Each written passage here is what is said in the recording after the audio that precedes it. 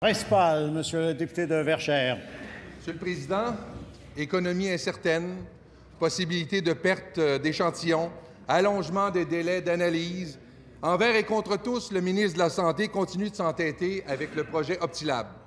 À Saint-Hyacinthe, les élus dénoncent ce projet. Le déploiement projeté se fait sans tenir compte des enjeux propres à chaque région, disent-ils.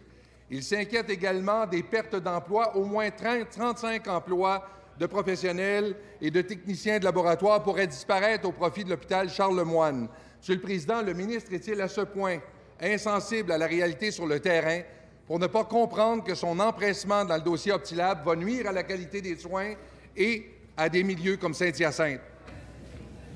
Monsieur le ministre de la Santé. Je suis tellement, Monsieur le Président, préoccupé par l'intérêt des gens sur le terrain que l'essence même de l'exercice Optilab est une économie à réinjecter en soins de santé pour le bénéfice des citoyens.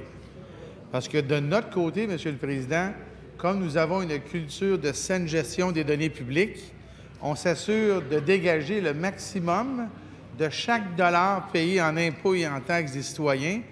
Et quand on regarde le dernier sondage à la suite de notre dernier budget, ça a bien l'air que la population est d'accord avec nous autres. Alors, Monsieur le Président, la réalité, elle est simple. Optilab, à l'image de tout secteur économique et surtout technologique, offre l'opportunité d'avoir des gains d'efficience.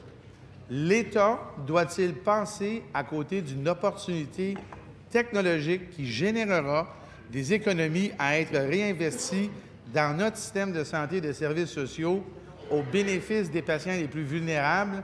Ce à quoi nous invite le député de Verchères, c'est le statu quo qui, lui, est à l'image de son parti.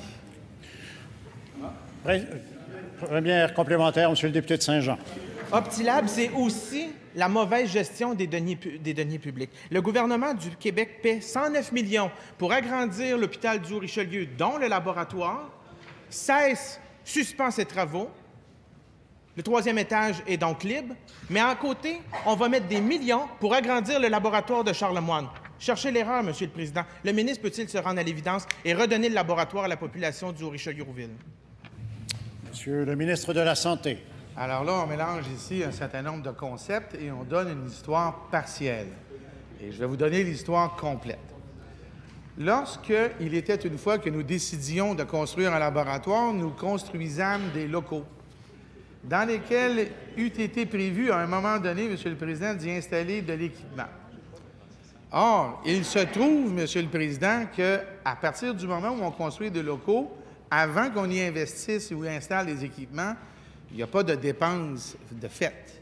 Ils ne sont pas achetés, ces équipements-là. Conséquemment, ces locaux-là sont utilisables à d'autres escients et l'enjeu ici est de faire en sorte que les locaux soient utilisés correctement. Et ce sera le cas parce que nous n'avons pas acheté d'équipement. Deuxième complémentaire, Monsieur le député de Jonquière.